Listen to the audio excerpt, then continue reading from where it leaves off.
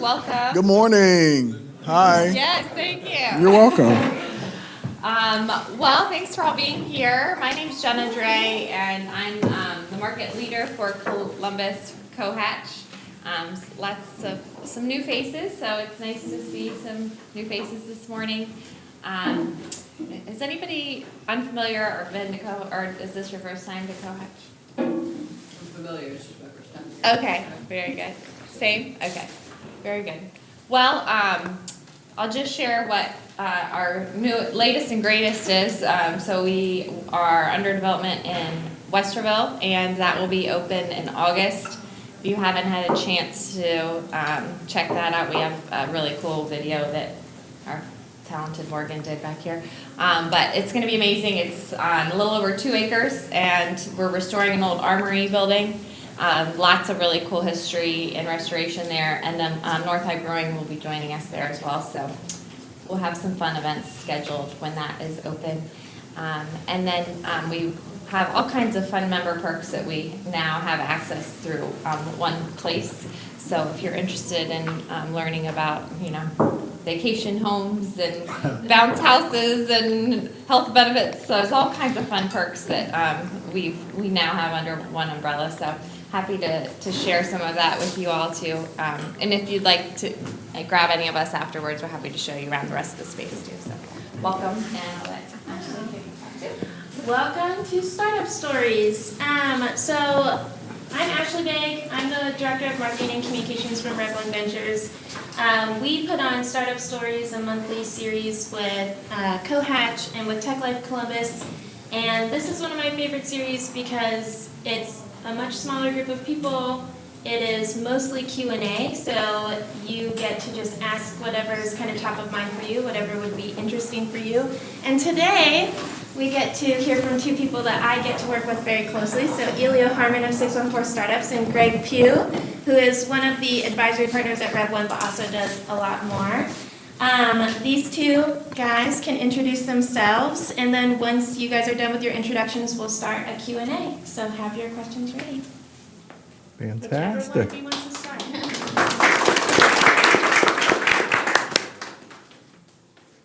I know a lot of you in the room, so this is a friendly group. Greg Pugh, currently, I'm a startup junkie. But I'm a little older than other people in the room, and I've learned to be more conservative with how I go about things. So 51 years old. For the last 12 years, I've dedicated my career to helping other people with their entrepreneurial dream. I love the spark. I love the idea and getting it to critical mass where it can exist on its own and doesn't take a heroic act of the co-founders to keep it going day to day. But it does take a heroic act by co-founders to get it from that idea to where there's critical mass. And that's where I hope to add value. The things I do now, thrilled to be an advisory partner with Rev 1. I actually worked with Tech Columbus, hired me. You guys, a lot of you might not know that. The precursor to Rev 1, when they knew they had to change back in 2011, because the governor had changed and their funding was going to change and they had to be less of a social services and they had to make investments.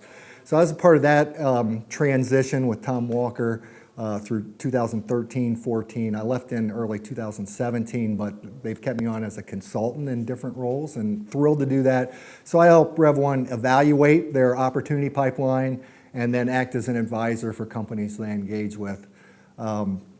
I'm also executive in residence with Ohio State with the President's Buckeye Accelerator. We're in the 2nd year of that, so we've granted over 2 years now 12 student startups $50,000 each, and I provide similar advisory services. And then if anybody doesn't want to hire me directly, I still do that, and I'm currently the fractional COO of Juggle, the babysitting app that started here in town by 4 moms in the Dublin, Upper Arlington area, and now is in about 6 cities. And we survived the pandemic, surviving but not thriving, and looking to get things reignited there. We just opened our Chicago market, so we're excited to see what happens there. So I like to say I'm a mile wide now, but an inch deep on a whole lot of stuff. Thanks, Greg. Yeah. All right. My name is Elio Harmon, founder of 614 Startups. I'm originally from Liberia, West Africa. Immigrated to the States when I was 12 years old. I was an East Coast kid when I first got here, so I lived in Trenton, New Jersey. And then, after being in Trenton for about 3 years, I had adopted a full East Coast attitude. And then my parents tell me we're moving to Ohio. And like Liberia to the East Coast, I'm like already judgmental, right? I'm like, what the hell is in Ohio, right? But come to Ohio, this is now my home. I'm fully in love, fully Americanized at this point. I have a day job. I work for National Church Residences, and I oversee a primary care practice that exclusively serves seniors. So when I leave here, I'm going to go to the doctor's office, and we're going to take care of older people, and they're hilarious as hell, and they have all this experience, so it's pretty fulfilling. I'm a dad, 6-year-old. She'll be 7 in August. I'm married. We live in Pickerington. Started 614 Startups in 2017 as kind of like a passion project. What's up, man? It's good to see you. And it's kind of turned into a business now. And I don't know if that happened intentionally or not, but that's kind of my story. A lot of what has happened with 614 Startups has kind of been a lot of serendipity. And then a lot of the need in the market is so strong that it doesn't matter how bad I am as a founder or owner. The market is so in need of a media company that helps founders tell their stories that it's given me a lot of grace to learn as I go. And then the market is growing. It doesn't hurt to be in a business where the market is also growing. That supports you, it buoys you up. But those days, I think, are kind of coming to an end, where winging it is no longer going to work, and I need to get better. So hopefully, as we have these conversations, some of that stuff is going to come out, and we can learn from one another. Elio, can you share what 614 Startups was when you first started and how it's evolved? Yeah, so it was really inspired by Cover My Med's exit. So back in 2017, the big kind of explosive event was Cover My Med's getting acquired by McKesson for $1 billion. And all I knew about Cover My Meds was like, who names their company Cover My Meds? That's so dumb, right? It's like Joe the plumber, I don't know.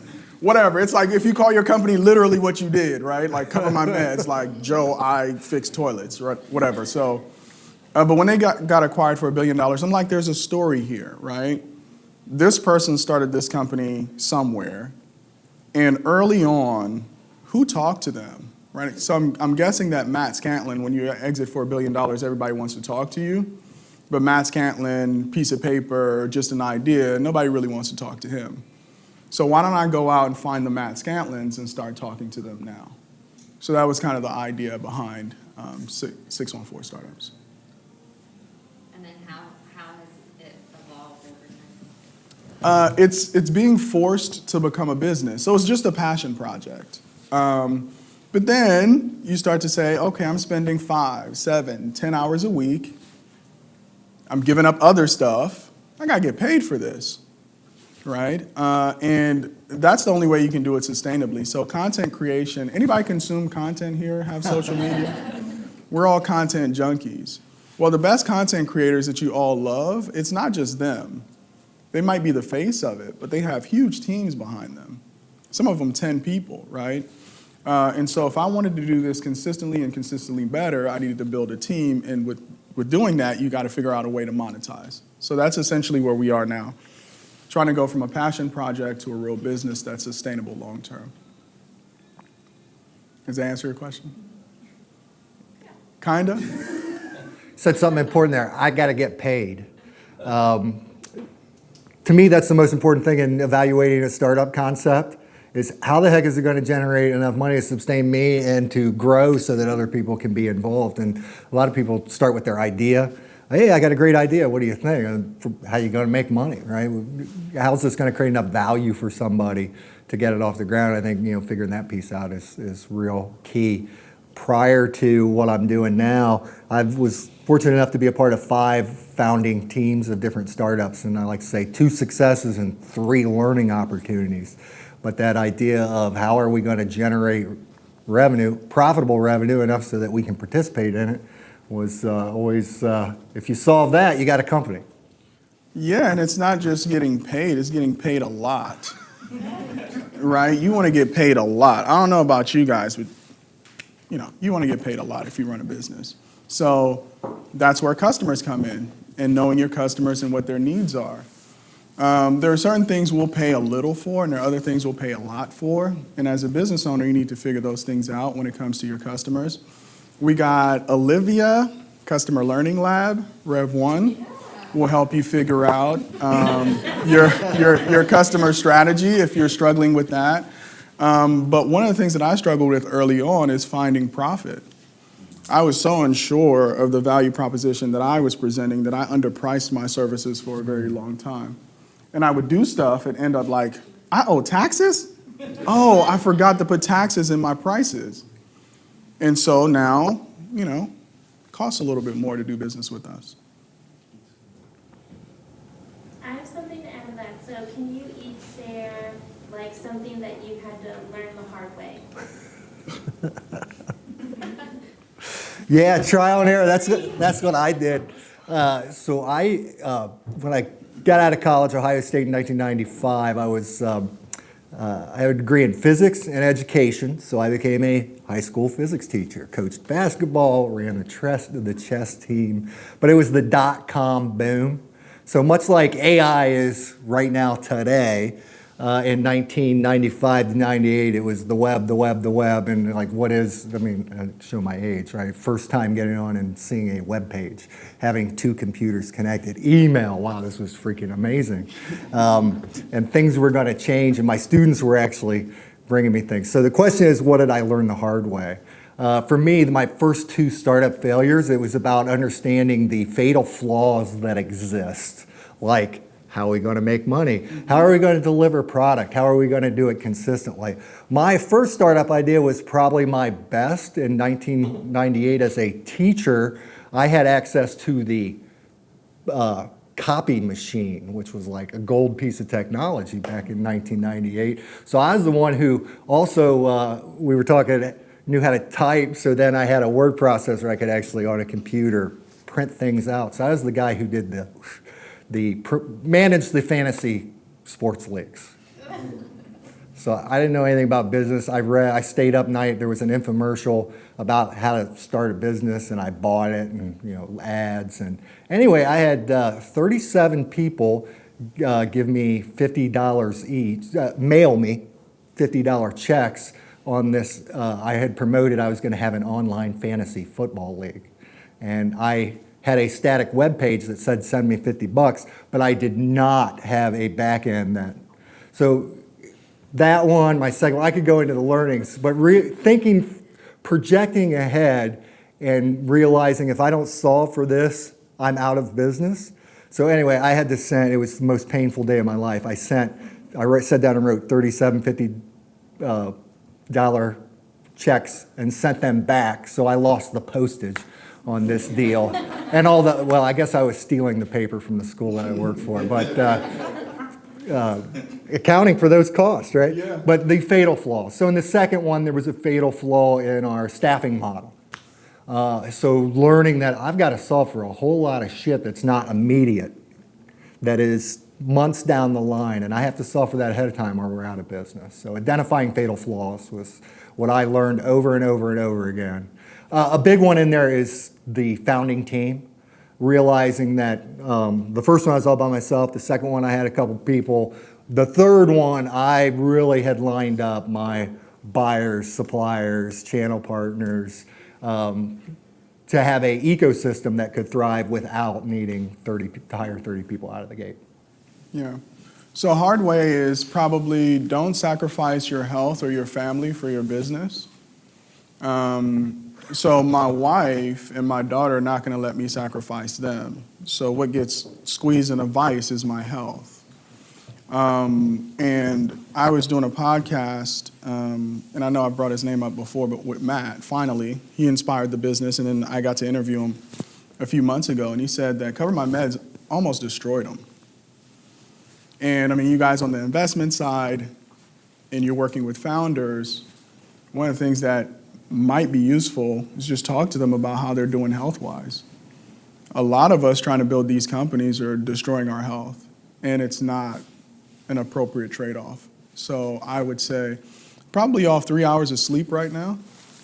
And when I said yes to this, I was like, oh, this is how I keep coming back to this. I don't know how to say no, right?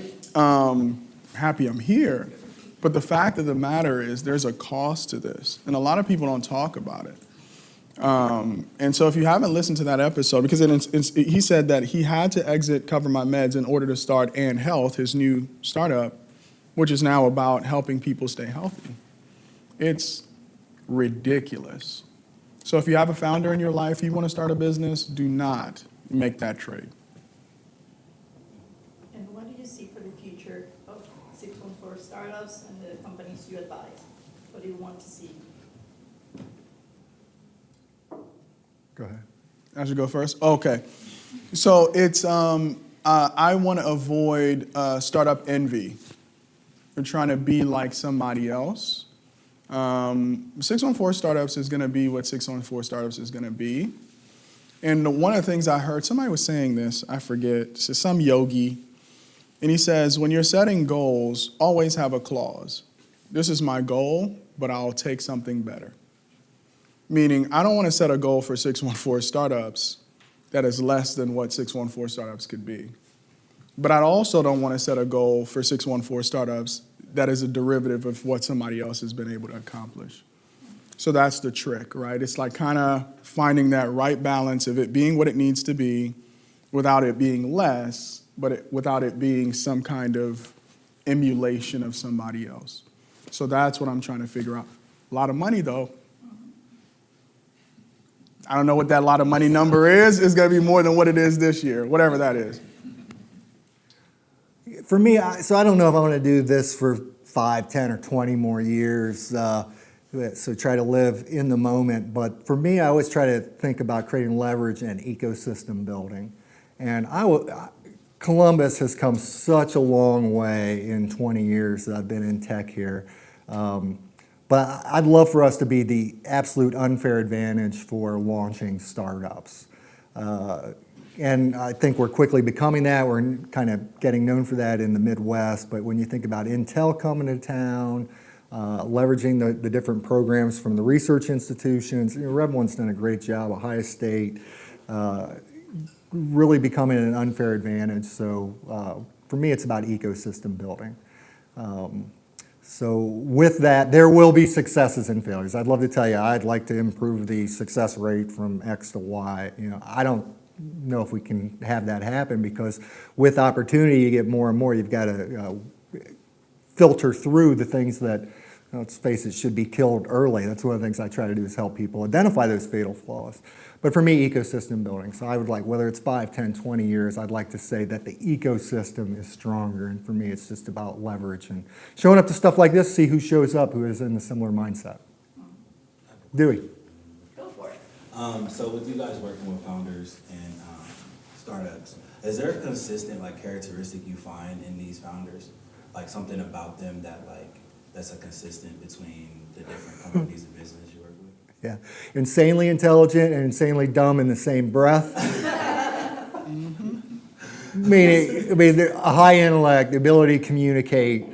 The one thing that a little delusional on self-evaluation, which I think that's what you learn over time, and that's what I went through. So I said to a guy recently, man, I find myself becoming more conservative. He says, well, you have something to conserve now. Back when you were in your 20s and you were starting businesses and failing, it didn't matter, right? There was nobody counting on you. Mortgages didn't fail. Payrolls didn't. There was no payroll, but when you got 50 people on payroll, you've got a lot of responsibility. So it's easy to be a maverick when you don't have anything, and that's so consistent traits. I like to say, intelligent, the ability to communicate fearlessly. You got to go put the word out and be able to deal with the good and the bad. But then help people, especially first-time founders, take that enthusiasm, that potential blind spot, like it doesn't matter what the market thinks because my idea is great, and you're not going to be successful unless product, market, team, and capital come together. There's not enough heroic effort in the world unless you have you're creating value in an ecosystem. So I try to help people see their place in that to turn, is it an art or a science? I actually think, well, depending on who I'm talking to or when, I think it's more of an art than science, but it's definitely both. Yeah, they know how to sell too. They'll sell you on some stuff, man. You know, you're like, yeah, I believe it too. Like, I want to support you. How can I support you? You know, and it doesn't matter their background. You know, they could be the opposite personality of what you expect a charismatic salesperson to be. But once you start talking to them, you're like, yeah, I get it. You're going to be successful, you know, and I want to be part of your success. How can I be part? You want to get on the train. That's what I found. Oh, okay. You brought up earlier about health in the startup world. I was curious to know how can investors help when it comes to a founder's health? Chief Health Officer. I mean, if I had $100 million, because really early on, you're just investing in a bunch of people. So you got like $100 million bets on 50 people.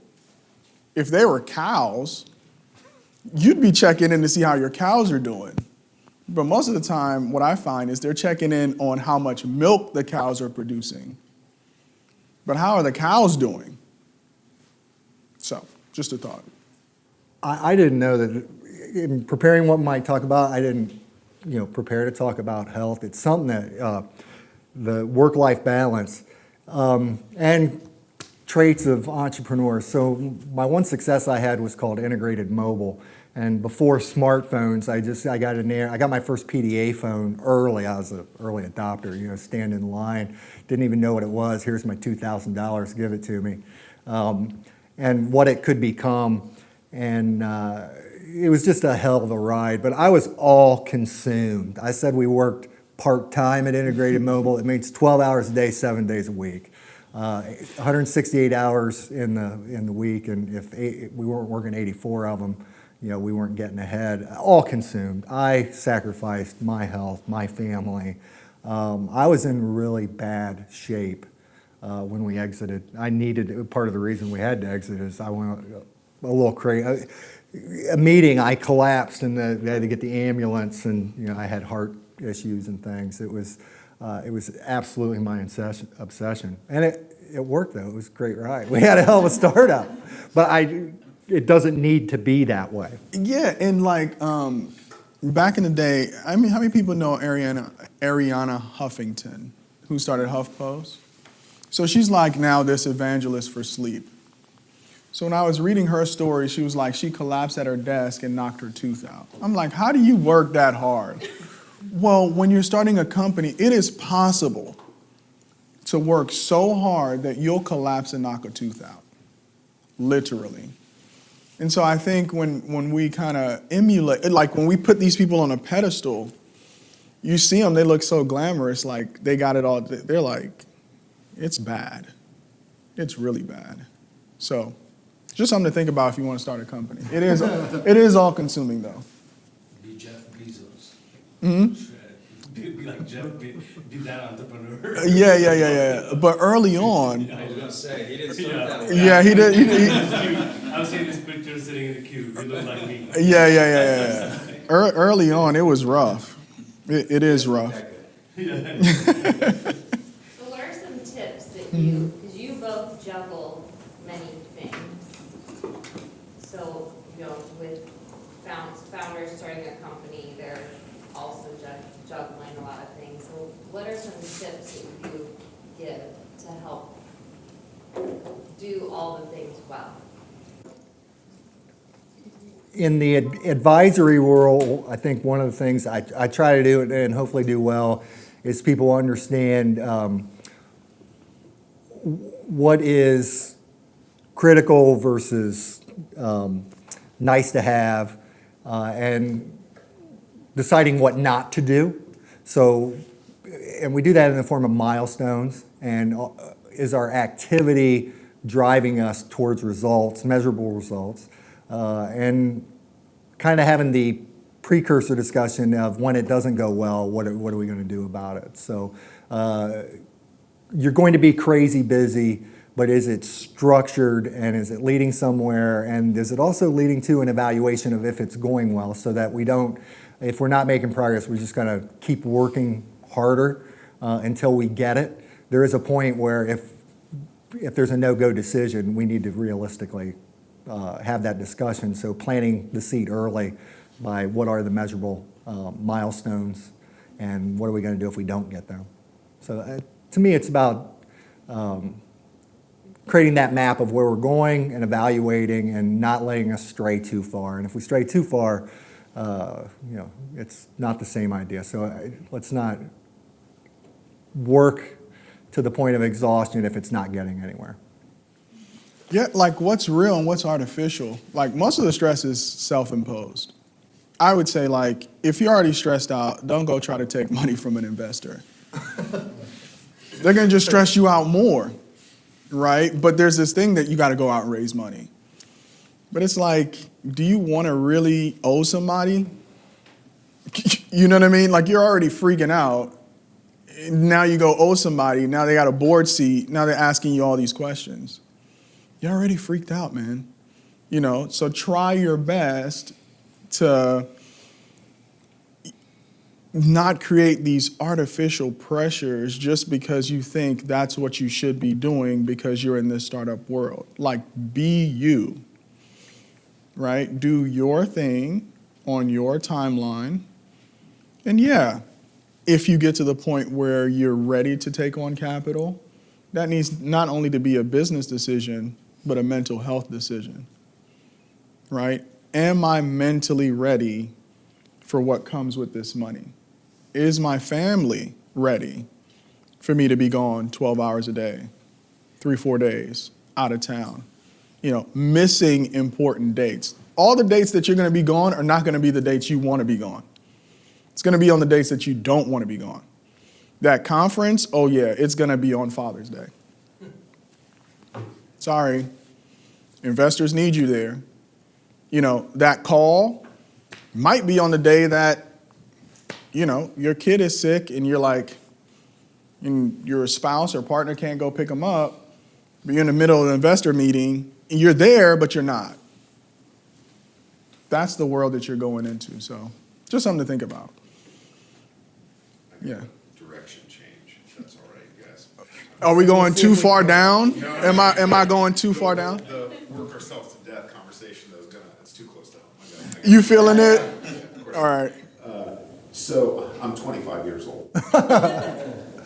So when I saw this event come up with Rev 1 and Elio in the same space, it was this is like, alignment of these two wonderful things.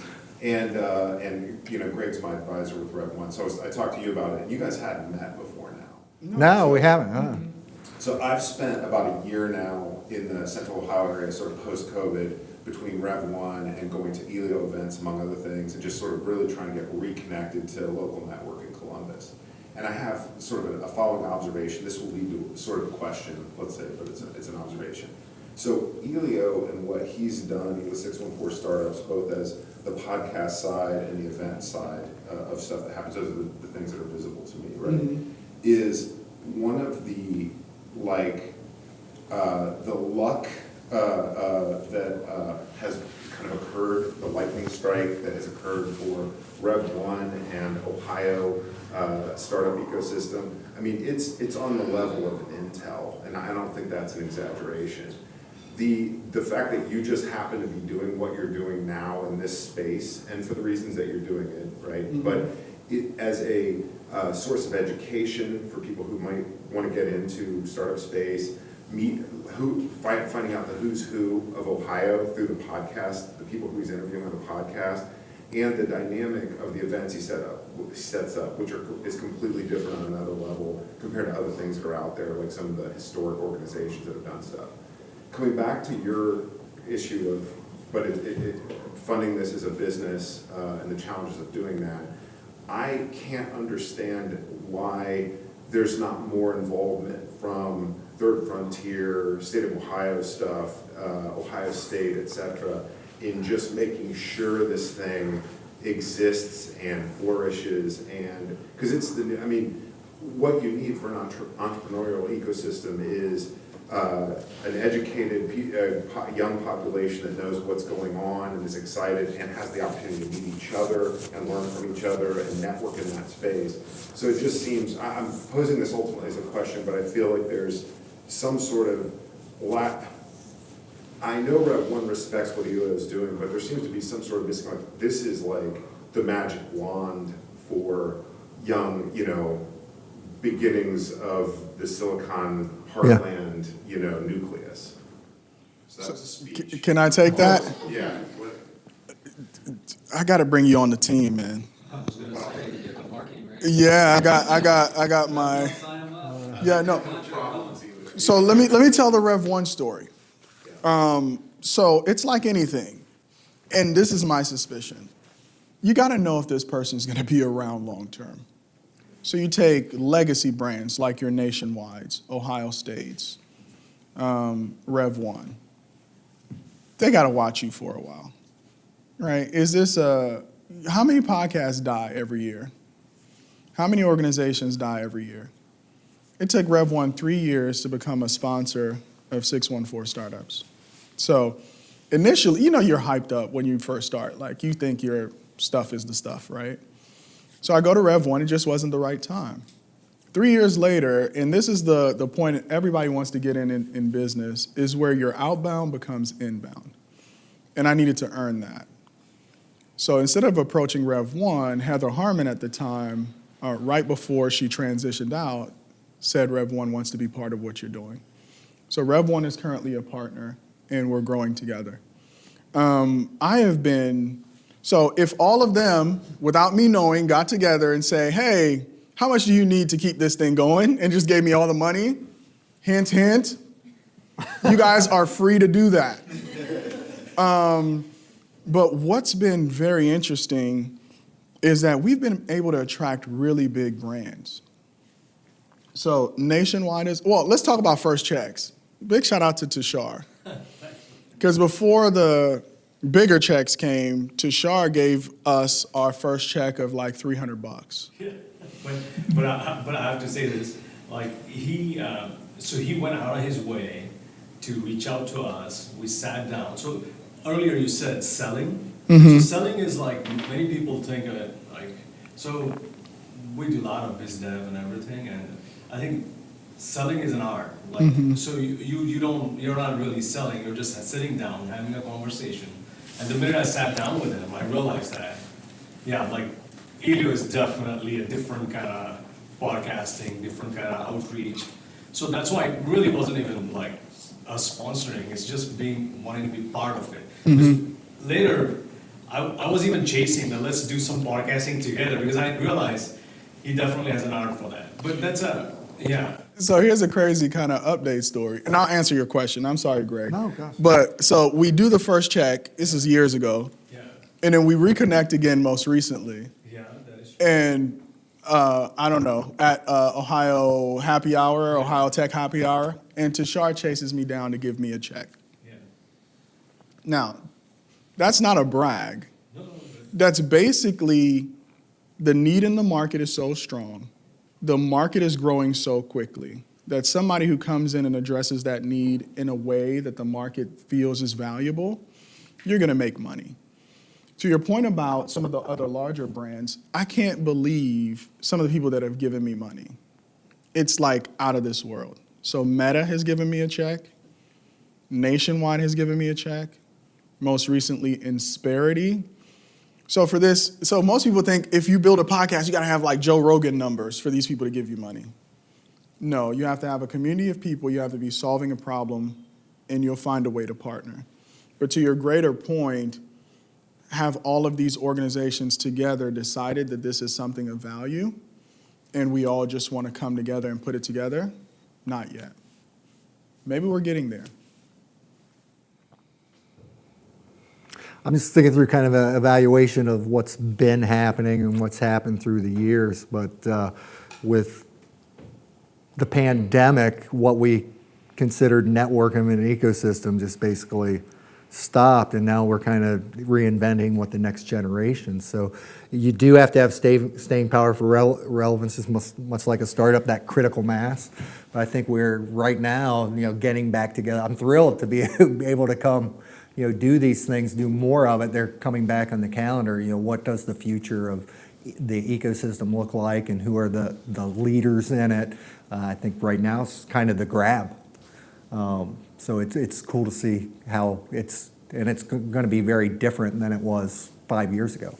Yeah, and to Greg's point, like, I've been there 20 years ago, and I see now, like, both of you are 100% right. It's like so different. Yeah. 20 years ago, you really had to, like, there were really no tech events. Yeah. There were really no tech events, so this is a great time, and probably that's why, whoever is working on startups and stuff right now, it's just, just go out, meet folks like Elio, Greg, Rev1, like everything is, Oh, there's another one. So just thinking back through the history, there was a time where you would not miss an IT martini in town. Is that still a thing? Tech Columbus? I'm planning it. You are? It's happening. Fantastic. So there was a time, I can remember one, there must have been 1,000 people there. It was like just insane. And you wouldn't, if you were in tech in town, you wouldn't, that was probably, I don't know, maybe 2010, 11. That's where our career started as well. That's where we met Rick Copeland, and like he advised us something. And But you see these cycles of things where they matriculate. So thrilled, hopefully, when is it? Early August. All right, let's go to IT Martini, and we're going to. There'll be more I info. have multiple IT martini stories from 2009 that are absolutely. It was crazy. There for a while, it was crazy. We'll leave those as reminding me. I think I was probably part of those stories. The bus to Cincinnati. God. But anyway, go ahead. That was a lot of anxiety. But there was no such thing as a podcast at that point when I was talking. So it's different now. So how do these things create leverage to have an ecosystem in the new vision of what it is? Just to add that, I think there's some connecting, it's what you said about, so there was pandemic, so we're a year out in a way of recovery, of normalcy to some degree.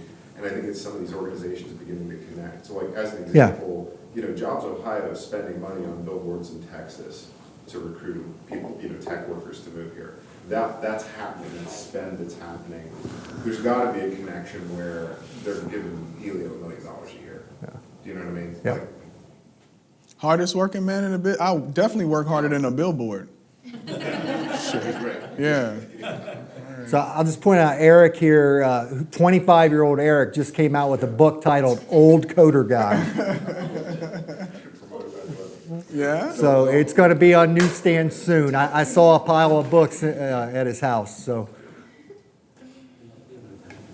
It's so interesting to me, like on the ecosystem side, because at Cohatch we see events going on all the time in all of our locations. And there was a Cloud Nirvana event the other day, and I was talking to somebody, and he was sharing with me how he doesn't really get out and how this is like so abnormal for him now. And I was like, oh, that's so sad. Like, they're happening around you. You just don't realize it. So I think it's like a good reminder and kind of challenge to like how to think differently about that ecosystem building, and because things are going on, things are happening, but maybe just not as much communicated as much as it used to be. Yeah. Go ahead. a great tactic that I've used is to immerse yourself in the networking events. I think it's one of the things I learned from my first 2 startups that failed in between doing my third was I got to go talk to people who know more about this than I do because I am learning by trial and error, and I'm making more mistakes than I'm not. So I got to go out and listen and interact and kind of insert myself. So thrilled to see when people are doing that. So Brandon, I'll point you out. I've seen you at several things recently. I mean, here's a young guy, just graduated college. He's embraced, I'm going to participate in everything I can in the startup ecosystem. And with that, you'll be creating opportunities for yourself. And I think it's a great strategy to be successful. And he volunteered to help me out with Pitch Columbus, so he checked people in. So Brandon is definitely not only an attendee, but willing to put in the work as well. So big shout out to Brandon. But I think another thing is that tech, Third Frontier, that's an entity, but there's a person there that I don't know. So I don't do business with Rev 1. I do business with Ashley, Dewey, and Giselle. Those are real human beings, right? I don't do business with Cohatch. I do business with Jenna, Grace, and Hannah. Until I take the time to develop those personal relationships, the expectation that the entity will support is unfair, because there's a two-way street. Nationwide, it's Amelia, right? Gandara. It's building those relationships, and I think that's super important. I don't know organizations, I know people within those organizations, and they have meetings. And if I know them well, when they're having their meetings, they're gonna say, oh, wait. You gotta bring Elio on this, so.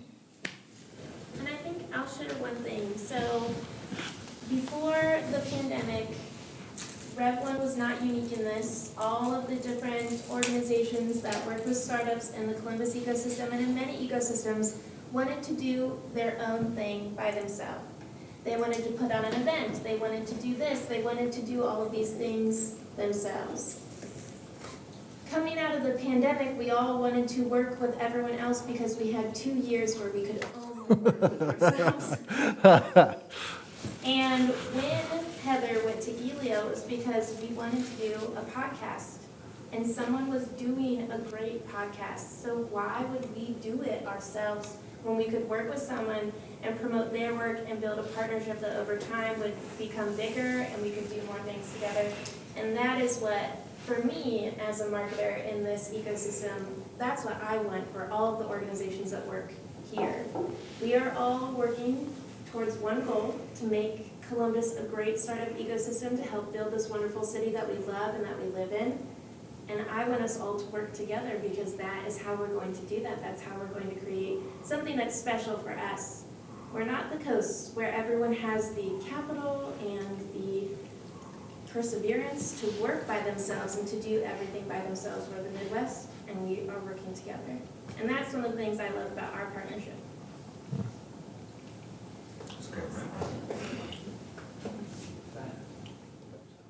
What a wrap. A mic drop. Ooh. Any other questions? Something about the post-pandemic effect that you have seen. The what effect? Post-pandemic. Post-pandemic? Yep. Is something you can talk about that, how things have shifted, especially with events? I think so I'm an introvert. Most people are surprised to hear that. I'm socially awkward. Most people are surprised to hear that. And I don't like public speaking, and most people are surprised to hear that. What the pandemic brought out is that that's a lot of people, right? And one of the things we want to do is unawkwardize being together with other people. The first attempt to do that was something we did here called Network and Chill, where we got people in the room. Why are you laughing, Olivia? You know about another kind of something and chill? Okay.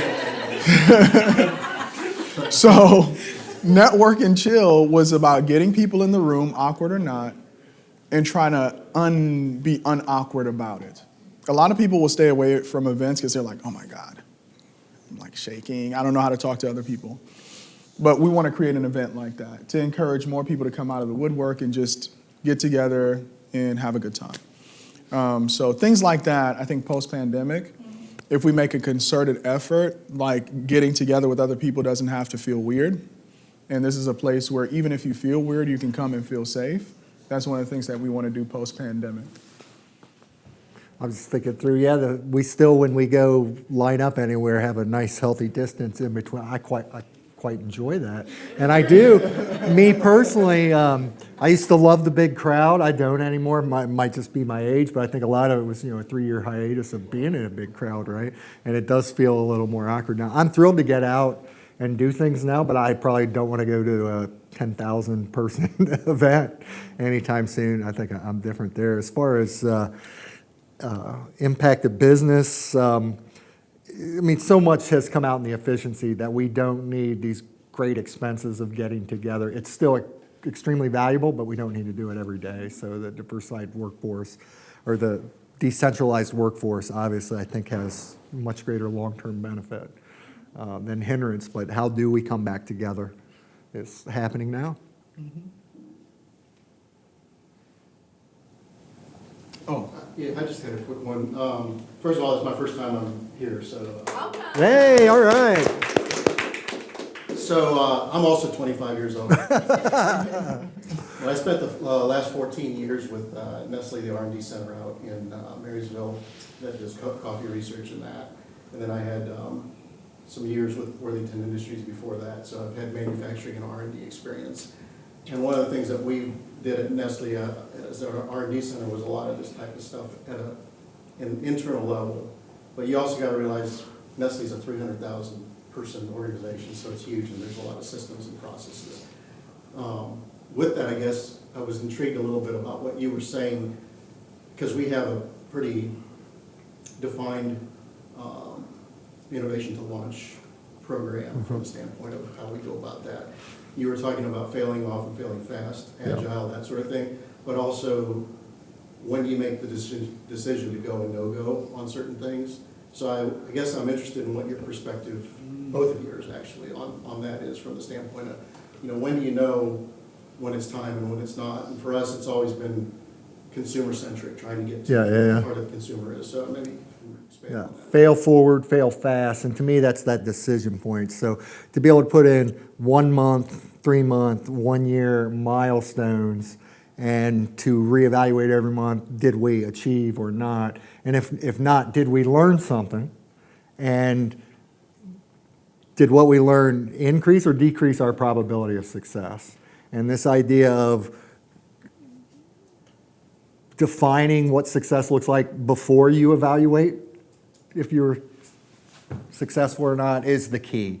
So at Customer Learning Lab, we have kind of the last portion on day 2 where you define your desired outcome.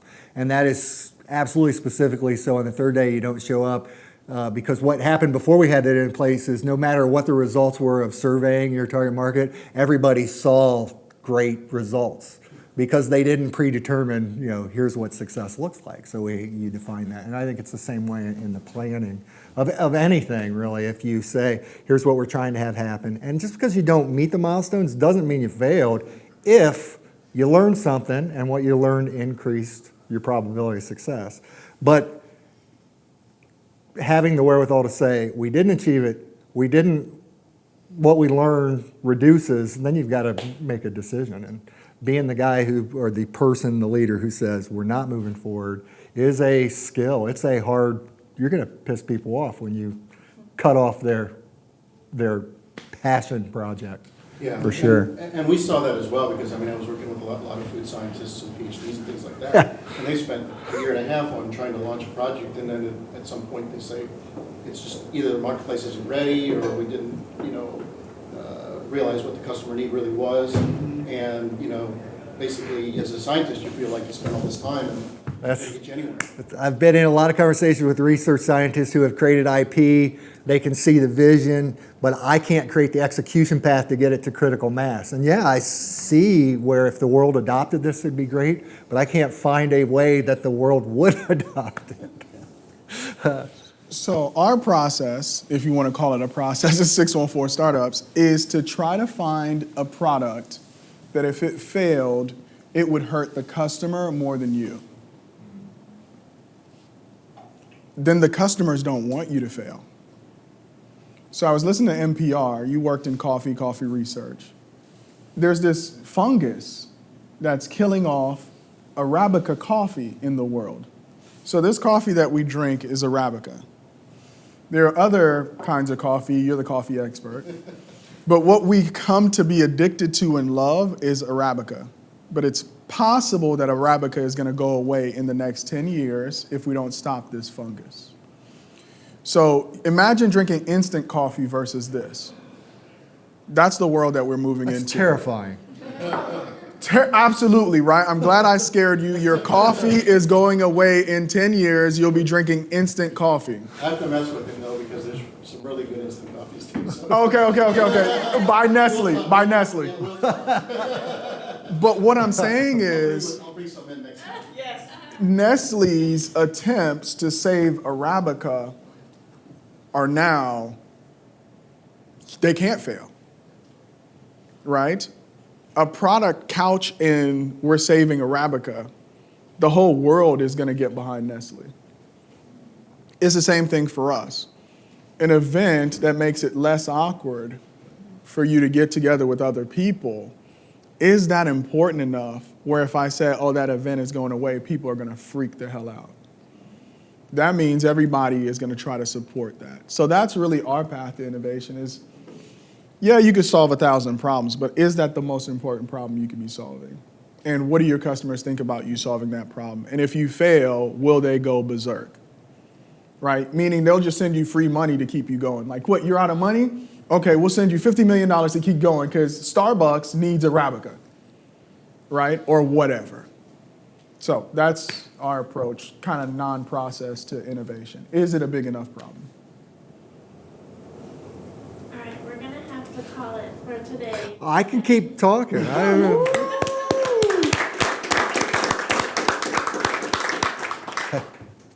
Great to meet you. Yes.